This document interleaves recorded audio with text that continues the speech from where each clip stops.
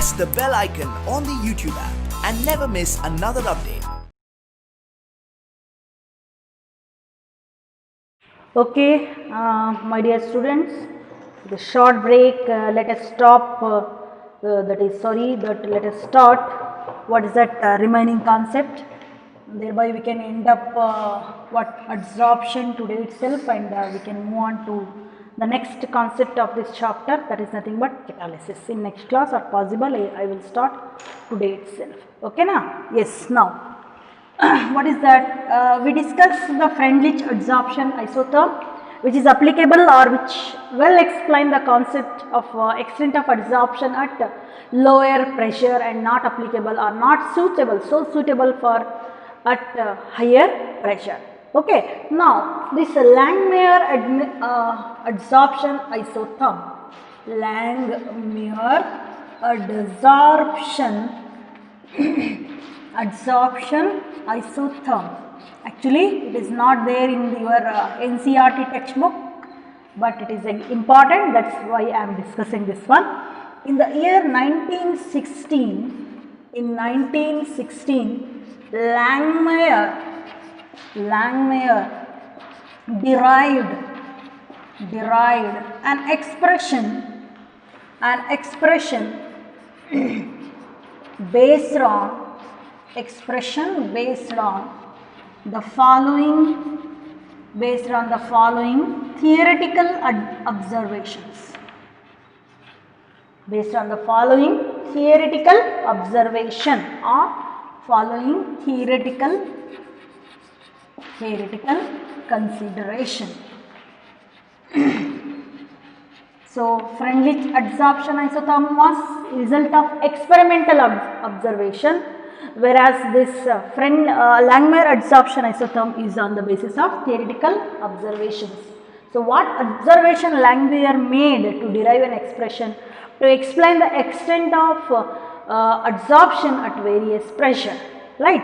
Let us discuss that one. So, what are those theoretical observations? Only unimolecular layer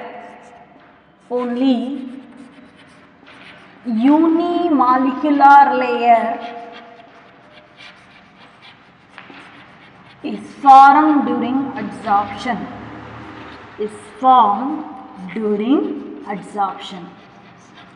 Adsorption, you have to assume, but you can see that in chemisorption there is in the physisorption there is a formation of multimolecular layer. What he is telling, there is a formation of unimolecular layer. That is the first is theoretical observation.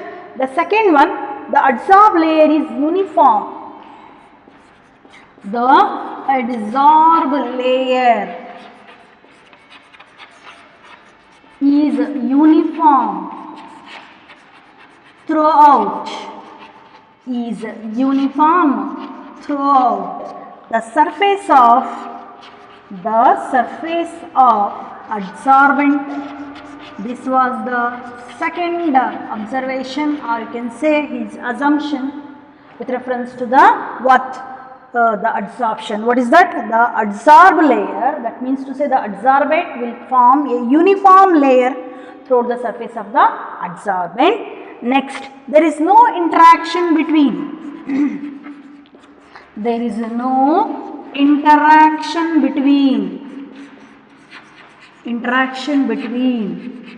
adsorbed molecules. It is not there in the textbook, you have to note down molecules, and then there is equilibrium between adsorption and desorption. There is an equilibrium between adsorption and desorption. What is that? Desorption. It is not important for theory, it is not there in the textbook, but still it is important for other exams. That's why I am just giving a brief information with reference to this Langmuir adsorption. Important is Freundlich adsorption isotherm. Okay now, so what is that expression now? W is equal to AP by 1 plus BP. So what is this W? This is the Langmuir adsorption isotherm, expression for Langmuir adsorption isotherm. Okay na? Now, so what is W here? Extent of adsorption. Extent of adsorption. So in Freundlich adsorption isotherm, what you have taken for W? That is nothing but X by M, right? X by M. Likewise, W is the extent of adsorption. That is a mass amount of gas adsorbed on unit mass of an adsorbent. Mass of gas adsorbed on unit mass of an adsorbent. That is called as extent of adsorption. In the Langmuir, that is indicated as W. What about P? P is the pressure. What about A and B are constants? A and B are constants, right? So now explanation for this. At low pressure, P is very small, P is very small and can be neglected, So the equation will become, so 1 plus BP can be neglected, So what the equation will become? W is equal to AP. If a graph of W versus pressure, if you draw, you should get a straight line, because extent of adsorption is directly proportional to the pressure, as we have done in case of Freundlich. Likewise here also. So if you remove the constant, it will become what? W directly proportional to P. So extent of adsorption increases with increase in the pressure. So this is the one thing. And then at high pressure, where I have to write at high pressure,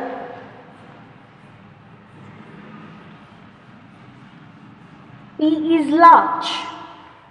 That is natural, right? At high pressure, P will be large. So at high pressure, P is large. So the equation becomes,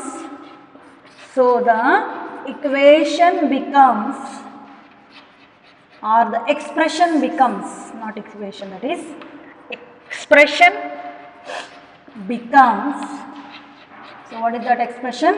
W is equal to AP by BP, because P is large here. AP by BP, or you can have this directly as W is equal to, so if you leave that one, A by B, P as constant, if you take A by P, or extent of adsorption is nothing but a constant. So by looking at these two, what we can say, a Langmuir adsorption isotherm, so and why adsorption is constant at high pressure.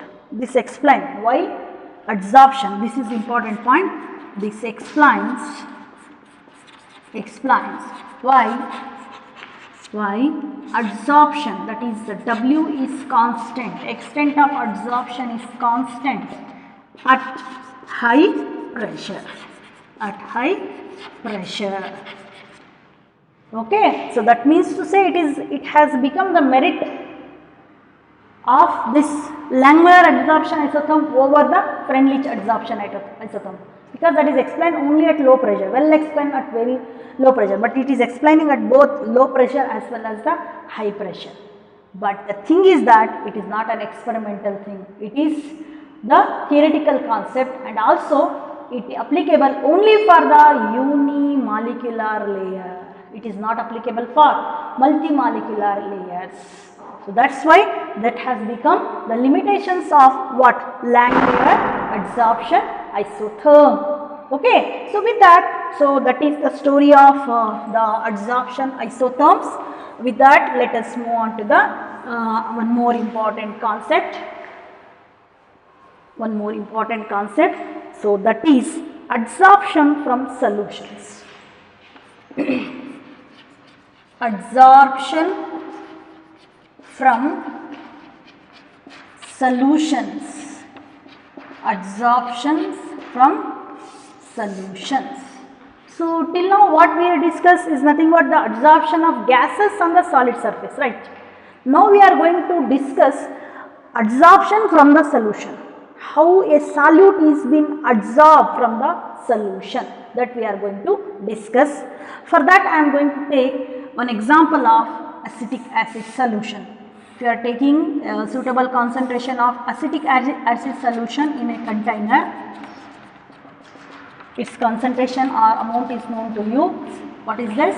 This is acetic acid plus water, acetic acid solution in water, and then if you add a charcoal to this one, a piece of charcoal to this one, charcoal. So before adding charcoal, you know the concentration of this acetic acid. After adding the charcoal, if you observe the concentration of this acetic acid, it will decrease, because some amount of acetic acid has been absorbed on the surface of this charcoal. From the solution, the solute has been absorbed. Which is the solute here? Acetic acid is the solute. So solute has been, yes, absorbed from the solution. That's why there is a decrease in the concentration of the acetic acid. So following observations we can draw from this experiment, that is where the adsorbent is added to the adsorbate, that is nothing but the acetic acid solution. The concentration of acetic acid decreases. So what are the observations we can draw from this experiment? Observations we can draw. The first one, the extent of extent of absorption, that is absorption, right? Absorption depends on, so that is, sorry, extent of absorption decreases, extent of absorption decreases with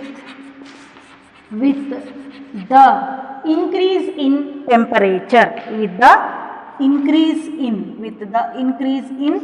temperature. Yes, natural, that is, as the temperature increases, what happens? The absorption of solute decreases from the solution, because kinetic energy of the molecule increases. They will move away from the what? Adsorbent. They will move away from the adsorbent. Sorry, they will move away from the adsorbent. That is the concept. The next point, the extent of absorption increases with increase in surface area. The extent of absorption increases with the increase in surface area. Yes, of course, right.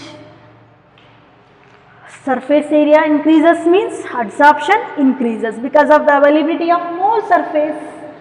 If you are going to provide for this, more number of acetic acid molecule will be get absorbed on the surface of that charcoal. That's why we are telling finely divided state, or you can say the cracked surface, if it is having more surface will be there, and then more absorption will takes place. One more experimental observation you can draw from this one. The extent of that is absorption depends on the concentration of the solute. The extent of absorption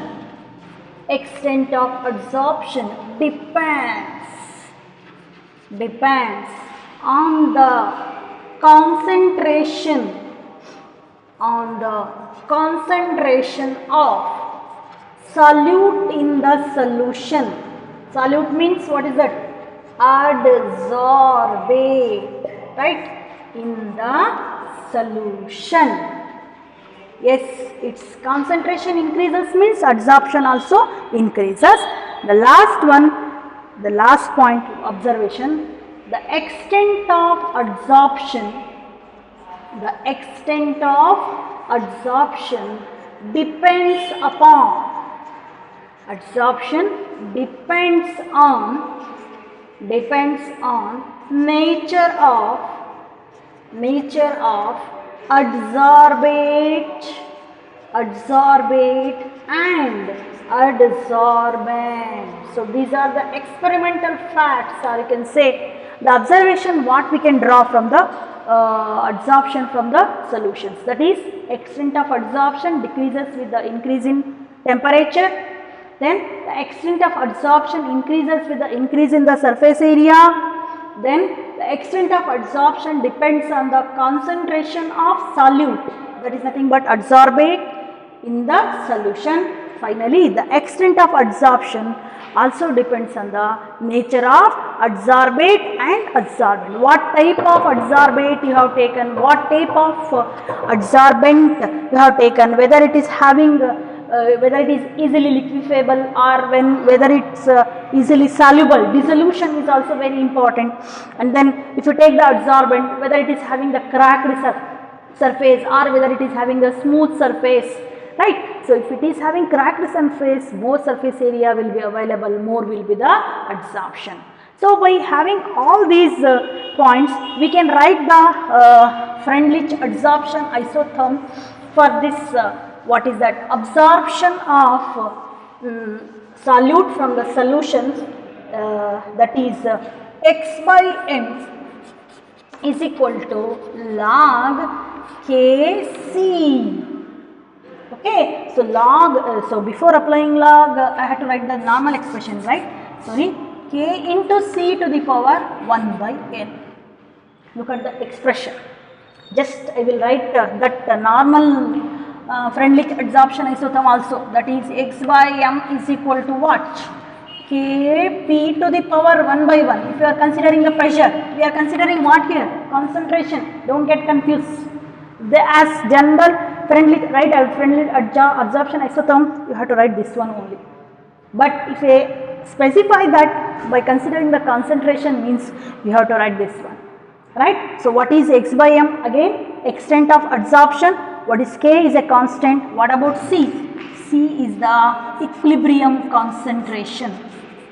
What is C? C is the equilibrium concentration. C is the equilibrium concentration. If I apply the log for this expression again, what I am going to get?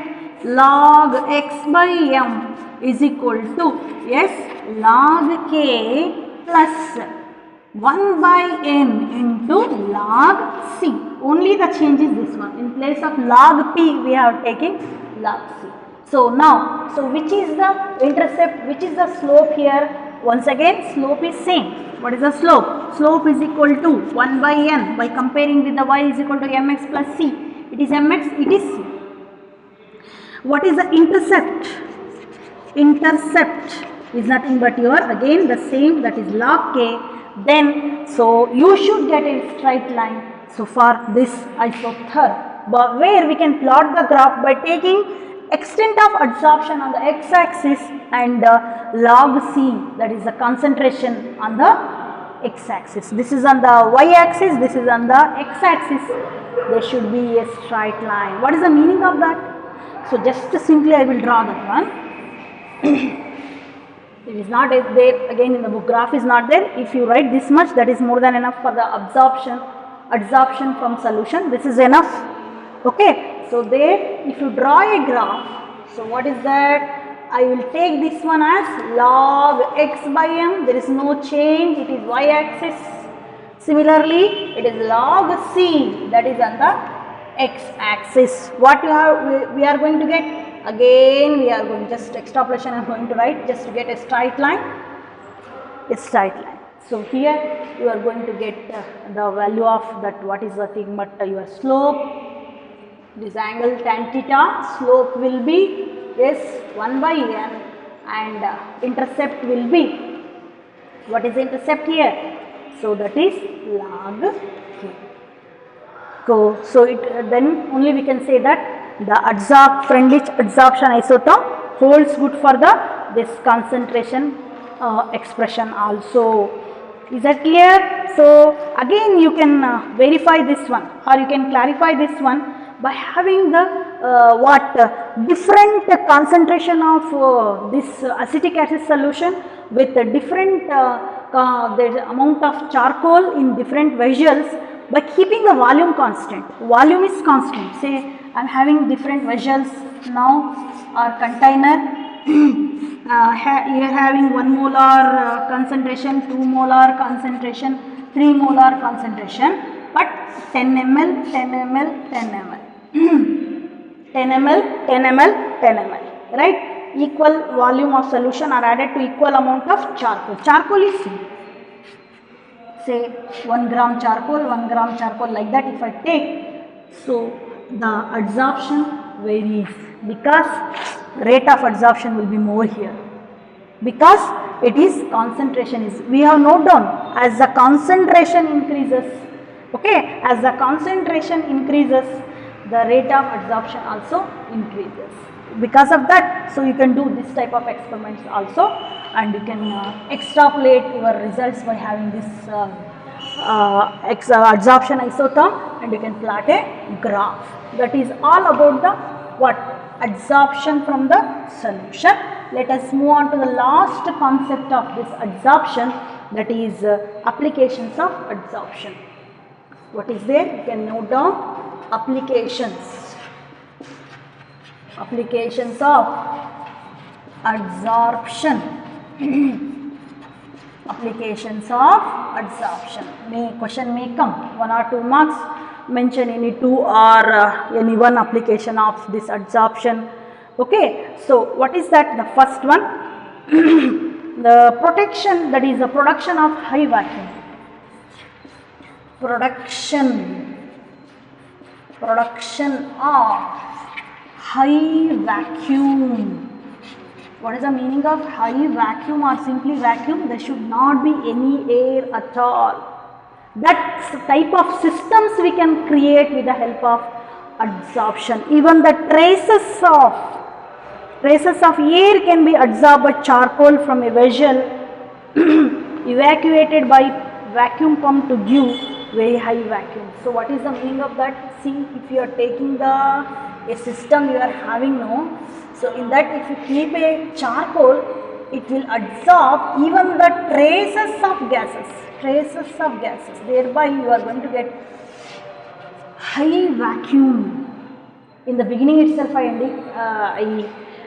told you, or I explained about what is the use of this high vacuum container. Okay, they are very suitable, or you can say the surface phenomenon can be well studied by using the high vacuum conditions. So for that production of that, what we are going to use? We are going to use the phenomenon of adsorption. Say example I have given here. If you take the charcoal, even it absorb the traces of the air and make the area as high vacuum. That is the first application of your adsorption.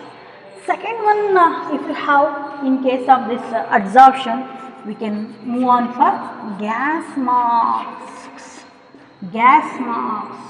So for that you just have the example of miners. During mining, no, so they have to go inside the ground,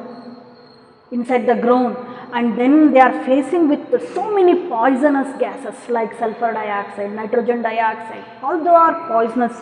If we are not wearing the mask, you know the importance of masks nowadays, right? Masks are very, very important now, right? Not only to get rid of these diseases, as well as from the poisonous gases which are releasing because of the pollution. In case of traffic control authorities, or you can go for miners who are daily they are facing the poisonous gases. If they directly enter, what happens? They will cause severe damage to our organs. They will cause severe diseases. To avoid that, what they will do? So they will wear mask. What do you call for those masks? Gas masks.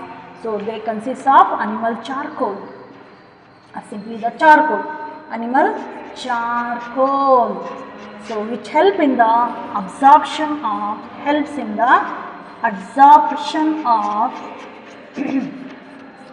absorption of poisonous gases. gases, especially where? In case of mining. Mining you can have the best example for that, right? So if you move on to the next one, that is control of humidity. The next use or application is nothing but control of humidity. Control of humidity and moisture. Humidity and moisture. See, for some chemical reactions, the condition is that there should not be any moisture content or there should not be any humidity. So for that, what they are going to use? They are going to use silica and alumina gels. Silica and alumina gels, right?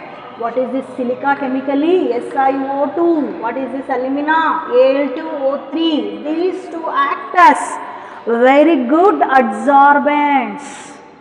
They act as very good adsorbents for the adsorption of moisture, and silica and alumina gel absorbs moisture and humidity, moisture and humidity, right? So that is the application of this one. Next, if you move on to the removing of coloring matter, this one also I told, removing of coloring matter. So you can have the decolorization of sugar, right? That is the application. So what is that? Decolorizing of sugar. So during the manufacture of sugar from sugarcane juice, no. So what you are going to get? You are going to get a colored sugar. So if that is supplied in the market, nobody will take. What is this? This is the colored sugar. This is polluted or this is contaminated with something. So okay, sugar means what comes in our brain? That should be white, crystalline, white. Right? So then only we can say, oh, it is a pure sugar. If it is having color means nobody will take. So why it is colored? Because it is how the color will be removed? By using this charcoal. What charcoal they are going to use again? Animal charcoal is used to remove. See the uses of this one. To decolorize the what? Charcoal is used to decolorize the sugar. That is the one more use of our what? Adsorption. Next, if you move on to the one more, that is heterogeneous catalysis. Heterogeneous catalysis. So you are going to learn this one afterwards again, but in the beginning itself I taken one reaction, right? So what is, shall I write here? Yes. For this heterogeneous catalysis, or else if I write here, yes, it is visible. You can have the example of N2G plus 3H2G. So it gives rise to what? 2NH3, that is the ammonia gas. So what is the catalyst? Iron is a catalyst. What is the state of iron here? Solid. Again, if you are having that what? Production of nitric acid by Ostwald process, ammonia will react with what? Nitric oxygen to form what? Nitric oxide, NO. So what is the catalyst you are going to use here? Platinum rubidium, that is a solid again. It is gas, it is also gas. Don't bother about the balancing and all. Similarly, you can have the vanadium pentoxide that is used in case of Haber's process. Or you can simply have the example of this one also, right? Hydrogenation of oil, it is a liquid, right? So what you are adding? Hydrogen, that is a gas, supported over what? Nickel catalyst. What is the state of nickel here? So nickel is nothing but a solid state. This type of catalytic reactions are called as what? Heterogeneous catalysis, where the reactants and the catalyst are in a different phase. They are in the different states. So the solid catalyst adsorb the reactants and leads to the formation of the products. You know the meaning of catalyst. It increases the rate of reaction without undergoing any change in it. There is one more observation. Then one more important point is which one? Sixth one. Separation of inert gases, separation of inert gases. So you know about inert gases, that is helium, neon, argon, krypton, xenon, radon. If you are having a mixture of these gases, means you can easily separate them based on their temperature, okay, different temperature over the coconut charcoal. For this purpose, it was a very beautiful concept. Actually, it has been coconut charcoal, very important concept, has been removed, or this one. So at different temperatures, different inert gases adsorb on the surface of the, what is important here, temperature. Different temperature, different gases adsorb on this charcoal. Therefore, at particular temperature you can remove one gas, at particular temperature you can remove the one gas, thereby you can separate the inner gases from their mixture. That is the one more use. And then this what is that, separation of inert gases, what charcoal we are going to use, that is nothing but the animal, that is coconut charcoal.